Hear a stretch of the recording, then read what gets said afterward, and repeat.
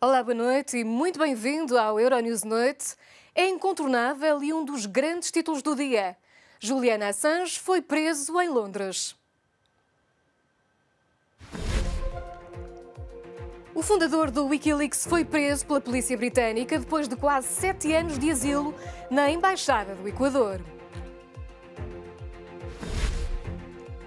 Theresa May acredita que o Brexit ainda é possível antes das eleições europeias, pede unidade aos deputados para chegarem a um compromisso antes de 22 de maio. No Sudão do Sul, os militares tomaram o poder. O presidente al-Bashir foi detido, mas os sudaneses que protestam há meses rejeitam o golpe militar. E mais à frente, o encontro de um romance com a sétima arte. O livro de José Saramago, O Ano da Morte de Ricardo Reis, vai chegar ao cinema, pela mão de João Botelho. Julian Assange está sob custódia e enfrenta a justiça. O fundador do Wikileaks encontrava-se no interior da Embaixada do Equador em Londres desde 2012. O chefe de Estado, Lenin Moreno, decidiu retirar o asilo diplomático concedido pelo antigo presidente do país. Julian Assange foi detido esta quinta-feira em Londres. A polícia britânica foi autorizada a entrar na Embaixada do Equador para deter o fundador do Wikileaks, na sequência de um mandado de extradição dos Estados Unidos da América e de um mandado emitido por um tribunal londrino em 2012. Assange encontrava-se há quase 7 anos naquela delegação diplomática onde pediu asilo para evitar ser deportado para a Suécia devido a uma alegada queixa de abuso sexual que foi já arquivada. O presidente do Equador justificou a decisão com o comportamento descortês e agressivo de Julian Assange, as declarações hostis e ameaçadoras da sua organização aliada contra o Equador e especialmente a transgressão de tratados internacionais levaram a situação a um ponto em que o asilo de Assange é insustentável e inviável. No Twitter, o Wikileaks acusou o Equador de violar as leis internacionais ao revogar de forma ilegal o asilo político de Julian Assange. A primeira-ministra britânica enalteceu a prisão do australiano. Theresa May agradeceu a cooperação do Equador e frisou que no Reino Unido ninguém está acima da lei. Assange já foi presente a um tribunal de primeira instância. Caso seja extraditado para os Estados Unidos, o programador pode ser condenado à prisão perpétua pelo crime de espionagem.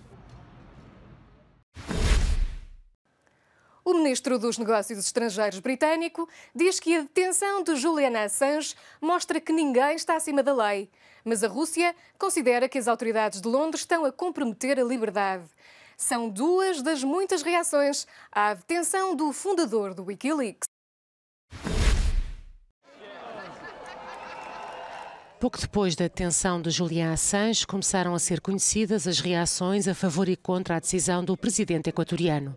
A relatora especial da ONU para o direito ao respeito pela vida privada disse à agência France Presse que está em causa um risco real de graves violações dos direitos fundamentais.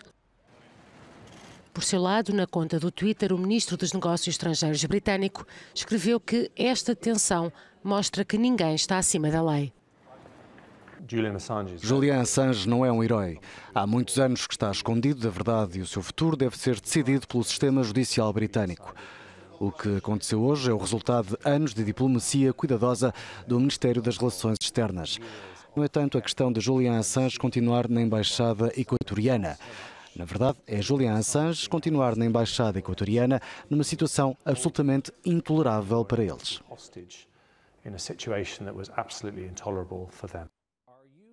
Outra das reações à detenção de Assange, Edward Snowden, exilado há 6 anos na Rússia depois de divulgar um esquema de espionagem desenvolvido pelos Estados Unidos, escreveu que, apesar dos críticos de Assange estarem felizes, este é um dia negro para a liberdade de imprensa. A Rússia também reagiu à decisão, acusando as autoridades de Londres de estrangular a liberdade. O porta-voz do Kremlin, Dmitry Peskov, espera que todos os direitos de Assange sejam respeitados. Theresa May esteve esta tarde na Câmara dos Comuns para anunciar aos deputados britânicos as conclusões do Conselho Europeu. Em cima da mesa está agora uma nova data-limite para a saída do Reino Unido da União Europeia. May pediu esforços redobrados ao Parlamento para um acordo que defenda o interesse nacional. Depois de um Conselho Europeu que deu luz verde a mais uma extensão do Brexit, a primeira-ministra britânica voltou para Londres e enfrentou um parlamento pouco satisfeito com o resultado da reunião de Bruxelas. A nova data limite para a saída do Reino Unido da União Europeia é o dia 31 de outubro, mas Theresa May acredita que ainda é possível um Brexit antes das eleições europeias. Acredito que agora é tempo para avançar ao ritmo dos nossos esforços e para chegar a um consenso sobre um acordo de interesse nacional. Saúdo as discussões que tivemos com a oposição nos últimos dias e as próximas conversações que serão retomadas hoje. Este não é o caminho normal da política britânica e é desconfortável para muitos, tanto no governo quanto nos partidos da oposição. Chegar a um acordo não é fácil. Com a hipótese de um não acordo afastado, há menos pressão para os deputados. O líder dos trabalhistas considera que a extensão do Brexit até ao final de outubro é um sinal de fracasso diplomático. Isto acontece apenas 3 semanas depois da primeira-ministra dizer à Câmara que não está preparada para adiar o Brexit para além do dia 30 de junho. A segunda extensão, no espaço de 15 dias, representa não apenas um fracasso diplomático, é mais um exemplo de como o governo está a maltratar todo o processo do Brexit. Jeremy Corbyn considera que todas as opções devem estar em cima da mesa, incluindo um novo referendo. Theresa May rejeita qualquer condição para a continuação do Reino Unido como membro da União Europeia. E em ambiente de constantes adiamentos relativos ao Brexit, o Reino Unido vê-se obrigado a ir a votos nas eleições europeias, o que deixa os cidadãos britânicos algo confusos. As reviravoltas do Brexit levam os britânicos ainda a participarem nas eleições europeias e a arrastarem o pesadelo, pelo menos até ao Halloween. Parece que só Theresa May é que ainda acredita que a saída pode ocorrer antes de 31 de outubro. Os britânicos sentem-se perdidos. Bom, ninguém controla o Brexit. Eles só têm que seguir em frente e fazê-lo de uma forma ou de outra. Ou uma bagunça, infelizmente. É um bocado embaraçoso, é um assunto muito difícil que não está a ser bem tratado. A minha cabeça democrática diz que provavelmente não é a coisa mais certa. Eu votei para ficar. Não se pode continuar a mudar as regras até se conseguir o que se quer. Então, vamos continuar com isto? Eles chutaram a bola o suficiente nos últimos 3 anos. O que é mais um ano? A grande questão é saber o que vai acontecer com Theresa May. Na verdade, não muda muito em termos de Parlamento. Poder-se argumentar que sem pressão de tempo, agora até outubro, há ainda menos chance de o Parlamento concordar com o que quer que seja. A grande questão é saber se o partido de Theresa May vai permitir que ela permaneça no comando. Acho que há um real descontentamento e suspeito que possamos assistir a uma tentativa de o partido se livrar dela. Provavelmente não até às eleições europeias, mas certamente depois disso. O Brexit vai de férias até à rentrée, mas os súbditos de Sua Majestade não terão mais descanso. A próxima operação são as eleições europeias. Em que condições e com que taxa de participação? Como escreve alguma imprensa britânica, o Brexit é um grande buraco negro cujo fim não se vislumbra.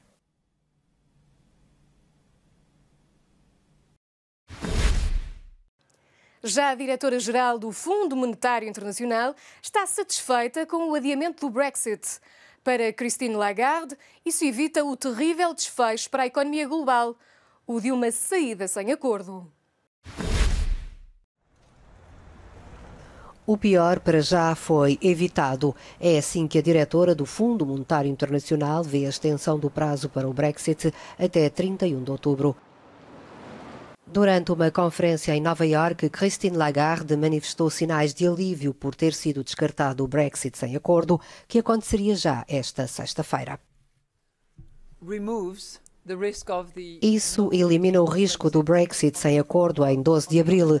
Por outro lado, é óbvio que continua a incerteza e as coisas não se resolvem só por se atrasar aquilo que teria sido um resultado terrível, porque acreditamos que, em termos de consequências económicas, o Brexit sem acordo teria sido um resultado terrível. O FMI já tinha alertado que uma saída sem acordo causaria um impacto fortemente negativo na economia do Reino Unido, talvez ainda maior do que o cenário previsto quer pelo Governo, quer pelo Banco de Inglaterra. E este adiamento do Brexit traduziu-se em múltiplos sentimentos nos mercados bolsistas. Ao início do dia, foi notória alguma pressão. O anúncio de um novo prazo para a saída do Reino Unido da União Europeia provocou reações distintas nas bolsas do velho continente. O principal índice da Praça Londrina arrancou a sessão desta quinta-feira com uma leve baixa, pressionado, entre outras coisas, por receios de um abrandamento económico global. Os analistas também falam no impacto da palavra Brexit sobre os investidores.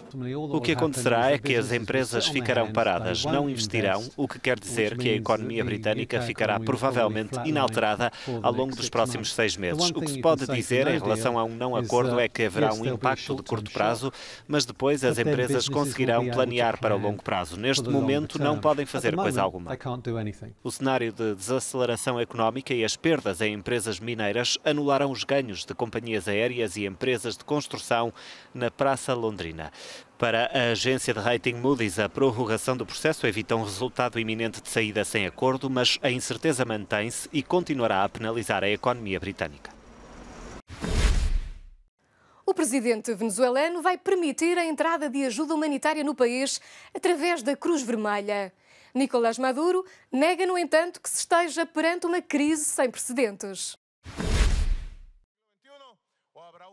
Nicolás Maduro chegou a acordo com a Cruz Vermelha Internacional para a entrada de ajuda humanitária na Venezuela. O anúncio foi feito pelo governante após um encontro com o presidente do Comitê Internacional da Cruz Vermelha, Peter Maurer. Segundo Maduro, o objetivo é trabalhar em conjunto com os organismos das Nações Unidas para trazer à Venezuela todo o apoio e toda a ajuda humanitária possível. O presidente negou que a situação na Venezuela possa ser descrita como uma crise humana. O país atravessa uma profunda crise política e económica. O líder da oposição autoproclamou-se presidente interino do país. Juan Guaidó tem como objetivo a organização de eleições livres. No Sudão do Sul, os militares tomaram o poder. O presidente Omar al-Bashir foi detido, mas os sudaneses que protestam há meses nas ruas recusam o golpe militar e dizem que vão continuar a luta, agora diante dos quartéis. Os milhares de sudaneses que há meses exigiam nas ruas a demissão do governo eclodiram de alegria com o anúncio da queda do presidente Omar al-Bashir. O anúncio foi feito pelo ministro da Defesa, que anunciou também a constituição de um conselho militar para administrar o país nos próximos 2 anos. A mesma fonte garante que Omar al-Bashir foi detido juntamente com os principais quadros do seu governo. Durante as 3 décadas em que exerceu o poder, al-Bashir foi acusado de crimes de guerra contra a humanidade e genocídio e está sob mandado internacional de captura. A sua queda não acalma, no entanto, os sudaneses. Os responsáveis pelos movimentos de protesto dos últimos meses já afirmaram que não aceitam o golpe militar e vão prosseguir a luta, apelando aos manifestantes a concentrarem-se agora diante das instalações do exército. Exigem diálogo e acusam os militares de terem agido unilateralmente. No país reina a confusão. Os militares anunciaram o encerramento das fronteiras e do espaço aéreo até nova ordem.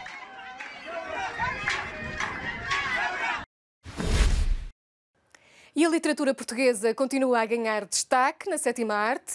O romance de José Saramago, O Ano da Morte de Ricardo Reis, vai chegar ao cinema. Este trabalho literário do Nobel da Literatura conquistou o coração do realizador João Botelho. Após 16 anos de exílio no Brasil, Ricardo Reis regressa a Lisboa. O médico heterónimo de Fernando Pessoa viveu depois da morte do autor pelas mãos do Nobel José Saramago, num romance agora adaptado ao cinema. O Ano da Morte de Ricardo Reis é realizado por João Botelho, que viu na obra e na época uma ponte para a atualidade. 1936, que é um ano terrível, é muito parecido com hoje. O nascimento dos populismos, dos nacionalismos, o nascimento do fascismo, a Guerra Civil Espanhola, é tudo o que hoje está a voltar. Estamos a voltar à Idade Média, guerras religiosas, o outro é que é o inimigo, e portanto é uma ideia de chamar a atenção. O ator brasileiro Chico Dias interpreta o papel do protagonista que se hospeda no Hotel Bragança, um espaço recriado em Coimbra. A rodagem termina em maio, mas passa ainda por Lisboa e pelo entroncamento. Estima-se que o filme esteja pronto no final do ano, 35 anos depois de Saramago ter dado vida e morte a Ricardo Reis. E terminamos este jornal com a obra Nobre e Nobel de José Saramago. Muito obrigada, como sempre, pela companhia e até à próxima edição de Euronews Noite.